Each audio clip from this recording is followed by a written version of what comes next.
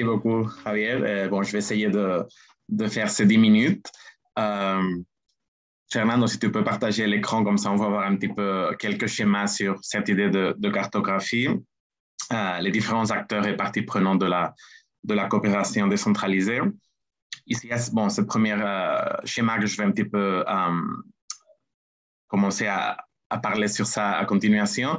Un petit peu l'idée forte, c'est que vraiment, quand on parle de cette coopération décentralisée, surtout liée à la localisation des ODD, vraiment, nous parlons de beaucoup de différents acteurs. Et c'est très important vraiment d'identifier quels sont ces différents acteurs qui ont vraiment des caractéristiques différentes. Et c'est important un petit peu de les identifier. Non? Il y a des acteurs qui ont un petit peu la proximité sur le terrain, il y a ceux qui ont le domaine technique, ceux qui ont les ressources financières, ceux qui ont vraiment la technique. Non? Donc, c'est important vraiment de bien connaître quels sont ces différents acteurs et vraiment, quand on veut faire la coopération décentralisée, de vraiment essayer de mobiliser, peut-être pas tous, mais un grand nombre de ces différents acteurs pour voir les différents axes qu'ils peuvent travailler. Non? Si on suit un petit peu le schéma qui est ici présenté, on commence vraiment par le premier acteur, vraiment que dans ce cas, c'est comme ça les autorités locales et ou nationales aussi, c'est-à-dire les collectivités, ceux qui ont le pouvoir politique, qui ont vraiment la direction politique et technique de l'administration, que c'est un rôle, comme on verra plus tard, très important. Nous avons deuxième point, les réseaux nationaux et internationaux. Ici, vraiment, nous connaissons très bien l'organisation, c'est GLU, mais il y a aussi ICLE, il y a les différentes associations, les réseaux tant nationaux comme internationaux de gouvernement local, qui sont ces réseaux qui un petit peu peuvent aider à mettre en commun ces différents acteurs locaux, ont aussi l'expertise thématique et sont des acteurs très, très importants. Après, nous retrouvons un petit peu dans ce troisième point ce qui seraient les plateformes spécifiques qui travaillent vraiment spécifiquement sur la question de la coopération décentralisée. Donc, il y a l'exemple très clair que c'est Platforma, non, qui est cette plateforme européenne d'autorité locale dirigée vraiment au développement, que c'est finalement une plateforme, un réseau qui connecte et qui facilite, qui aide à mobiliser, à aider tout ce qui est en relation à la coopération décentralisée. Nous trouvons en continuation les organisations internationales, comme peuvent être ONU Habitat, Organisation internationale du travail européenne. Et dans ce cas, c'est des acteurs qui ont vraiment, ils peuvent avoir les ressources financières pour aider à des projets de coopération décentralisée. Ils ont aussi des experts qui travaillent sur ça. Donc, c'est des acteurs qui sont très importants à mobiliser pour des projets concrets ou qui eux-mêmes ont des projets de coopération qui on peut, dans ce cas, aller dans la partie de coopération décentralisée. Non? Le cinquième groupe d'acteurs, dans ce cas, serait les organisations non gouvernementales internationales ou locales, les ONG, les organisations de la société civile, qui peuvent être à niveau local. C'est vraiment des groupes qui connaissent très bien les besoins locaux, qui peuvent aider à mobiliser des gens, qui peuvent très bien identifier les besoins et les différentes nécessités de la population, mais qui ont aussi commencé à réfléchir à des solutions. Il y a des experts qui peuvent aider à aider dans ce cas, donc c'est des acteurs aussi très importants. Le sixième groupe d'acteurs serait dans ce cas les institutions académiques, donc les universités, les centres de recherche, les think tanks. C'est plutôt dans ce cas plutôt la connaissance plus théorique, mais c'est aussi, ils font beaucoup des études, ils peuvent beaucoup nous aider à travailler sur les domaines de coopération décentralisée. Dans le cas de la localisation, ils vont pouvoir sans doute plus de théorie et d'expertise en qu'est-ce que c'est exactement les ODD, comment ils peuvent être développés, quelle est la localisation. Donc, c'est des acteurs sans doute à prendre en compte. Et finalement, le septième groupe dans ce schéma d'acteurs serait le secteur privé. Finalement, c'est aussi des acteurs à prendre en compte quand on parle de la coopération décentralisée, quand on parle du développement. Ça peut être tous différents types d'entreprises. On sait quand même les exemples de traitement de déchets ou des compagnies des eaux. C'est des acteurs qui travaillent vraiment sur des thématiques très concrètes et qui sont vraiment là dans la question de développement des ODD, dans l'implémentation concrète des ODD. Donc, ça, c'est un petit peu cette galaxie de différents acteurs qui finalement sont dans ce rôle de coopération décentralisée à qui vraiment on doit essayer de prendre en compte quand on essaie de développer ce projet. Fernando, proxima. Merci. Ça, c'est un petit peu, on retrouve ici les mêmes acteurs, mais un petit peu dans différentes positions. Ici, l'idée forte de ce schéma, je pense que c'est l'idée du rôle très fort des gouvernements locaux dans la coopération décentralisée. C'est vraiment les acteurs qui sont au centre pour un petit peu essayer de mobiliser, de coordonner les différents acteurs. Donc ici, on voit dans 2 territoires, donc c'est les acteurs d'un territoire A qui coopèrent avec le territoire B, ils font de la coopération décentralisée. Toujours l'importance de la coopération décentralisée, c'est dans les deux sens. C'est toujours deux territoires qui travaillent ensemble pour développer des projets. Donc, il y a vraiment un apprentissage et il doit y avoir vraiment, ça doit être intéressant pour les deux parties. Et dans les deux cas, c'est les gouvernements locaux et régionaux, les collectivités territoriales qui sont au centre de ce schéma de travail. Non? C'est vraiment eux qui impulsent, qui coordonnent les différents acteurs, comme peuvent être les organisations de la société civile, le secteur privé, le monde universitaire ou les associations de gouvernements locaux. Non? Donc, c'est cette idée forte du rôle des gouvernements locaux et comment cette coopération décentralisée liée aux ODD. Non? C'est vraiment cette idée d'utiliser la coopération décentralisée comme vraiment un levier pour impulser l'implémentation des ODD au niveau local. Proxima. Ici, bon, c'est un petit peu les mêmes listes d'acteurs. Dans ce cas, ils sont organisés en fonction des acteurs qui sont étatiques et non étatiques. Bon, c'est un petit peu les mêmes acteurs, seulement avec des différentes classifications. En tout cas, c'est important de bien les voir jusqu'au niveau étatique, depuis les collectivités territoriales jusqu'aux plus grandes organisations internationales, comme nous avons vu Nations Unies ou grandes organisations internationales qui ont un rôle important.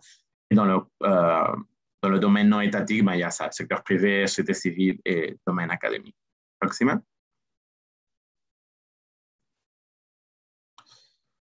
Un petit peu les idées de partenariat multipartite, c'est vraiment cette idée, non? Que vraiment, quand on parle de la coopération décentralisée, il y a beaucoup d'acteurs. C'est cette idée de voir qu'il y a beaucoup d'acteurs, que ce n'est pas seulement une collectivité locale qui travaille avec une collectivité locale, même si ça peut être le grand point de connexion, ça peut être le levier, comme je disais, non? Mais c'est très important d'avoir cette logique multipartite, de trouver les expertises à travers les organisations internationales, prendre les organisations de collectivités, comme ça peut être CGLU Afrique, les différents acteurs, prendre la société civile qui a vraiment une très bonne connaissance des besoins et qui peut aider à mobiliser beaucoup la population aussi. Donc, c'est vraiment cette idée de chercher cette alliance, chercher ce bénéfice mutuel et cette synergie, non, pour vraiment réussir à avoir cette coopération décentralisée qui s'est réussi et qui réussit à faire cette localisation des ODD et réussir vraiment à ce travail pour les ODD à travers cette coopération décentralisée.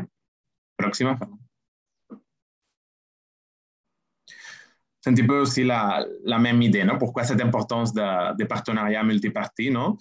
En suivant la logique, c'est tout d'abord renforcer les stratégies locales. Donc, bien sûr, c'est vraiment partir des stratégies locales que nous avons, mais vraiment utiliser le levier du partenariat pluripartite, fournir des connaissances, de l'expertise, de l'innovation, des compétences de gestion. Donc, bien sûr, c'est une très grande opportunité pour les collectivités locales utiliser cette coopération décentralisée pour vraiment échanger des connaissances, des techniques. C'est une très bonne opportunité pour les uns et pour les autres parce que finalement, tout le monde doit apprendre de cette expertise. Pour les académiciens, les experts, c'est toujours une très bonne opportunité de connaître les différentes réalités locales, comment on travaille, quelles sont les problématiques, quels sont les besoins. Et pour les administrations, les élus, mais aussi les techniciens municipaux, c'est très bon de connaître comment ils travaillent dans d'autres communes, dans d'autres territoires, comment ils font face à différents défis, aux différents problèmes. Donc, c'est bien sûr toujours une opportunité. C'est ça, c'est valoriser les contributions uniques des parties prenantes, c'est libérer le potentiel de développement de territoires et leur communauté. Donc, c'est vraiment cette idée de profiter de ce potentiel de coopération, ressources techniques, ressources financières, ressources aussi légales finalement et institutionnelles. C'est une très bonne opportunité pour libérer le potentiel de développement, renforcer bien sûr les capacités des gouvernements locaux et régionaux et promouvoir aussi le développement des relations entre les territoires. C'est une opportunité, la coopération décentralisée aussi et des liaisons entre les différents territoires du monde et une façon aussi de diplomatie, de relations internationales qui s'établissent à travers ces différentes connexions de coopération décentralisée. Donc, c'est seulement pas la partie plus pratique de faire ce développement, mais c'est aussi une opportunité de connaissance, d'apprentissage, d'établir des liens et des relations. Et finalement, c'est ça, fournir des opportunités pour réduire l'impact des entraves. Proxima. Je pense qu'il y avait une dernière un petit peu avec les différentes opportunités c'est un petit peu quelques conseils pratiques et je termine mes 10 minutes que je pense que je suis presque en train d'arriver.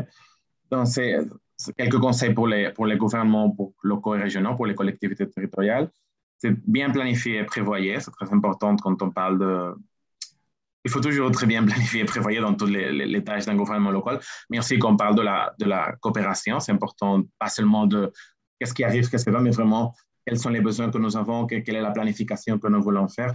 Prendre l'initiative, bien sûr. Il y a beaucoup d'acteurs, comme on a dit, il y a beaucoup d'acteurs internationaux qui travaillent sur ça, donc c'est très important. Il y a des ressources, il y a des contacts, utiliser les réseaux de villes, utiliser les réseaux comme CGLU Afrique, les différents réseaux nationaux. Donc, il y a beaucoup d'opportunités. Prenez l'initiative, allez chercher beaucoup d'opportunités qu'il y a pour ces projets. Faites preuve de clarté dans ce que vous attendez. C'est un petit peu l'idée de la première chose. C'est très clair. Qu'est-ce que vraiment on cherche? On a un projet qui cherche sur la question des déchets, de la potabilisation de l'eau, une question de logement. Donc, vraiment, quelles sont les attentes? Si on cherche vraiment soutien financier, soutien technique, quelle est vraiment l'attente? C'est très important de faire cette clarification des objectifs et des attentes.